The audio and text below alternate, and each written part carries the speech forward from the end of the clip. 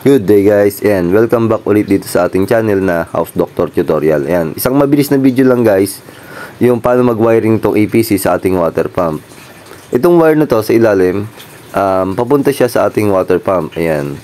Tapos itong nasa ibabaw na wire, na galing kay APC din, diretso na siya sa ating circuit breaker or sa ating source ng kuryente.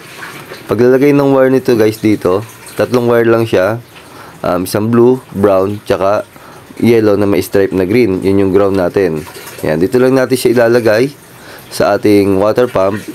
I-wiring ko lang din, pakita ko sa inyo or explain ko sa inyo kung saan siya tumakbo yung ating wire or connect or nag-tap. Ayan. Ito guys yung ating wiring ng APC. Ito yung sa ilalim ng APC, yung wire na galing kay APC.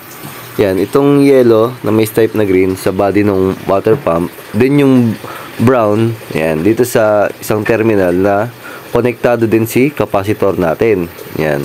Tapos yung blue, yan, direction na siya sa ating water pump guys. Yan yung wiring ng ating from APC. Ito kasing isa, galing siya kay capacitor lang guys. Yan.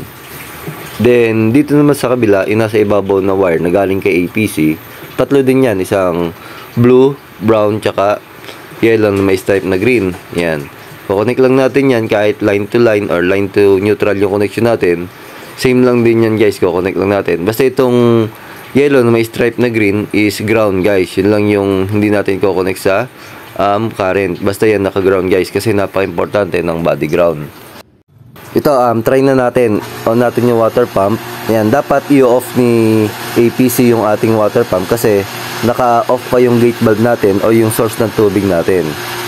Kung tama yung in-off ni APC yung ating ibig sabihin tama yung wiring natin. Then, pag in-open natin to, ayan, kung makikita nyo, bumalik na ulit yung nabuhay na ulit yung ating water pump. Dapat ganun yun guys, kapag bumalik na ulit yung source ng tubig, kusa nang i-open or i-on ni APC yung ating water pump. Ayan. Yun yung tamang pagkakalinya ng APC. Ibig sabihin, tama yung pagkakabit natin ng wiring sa APC guys.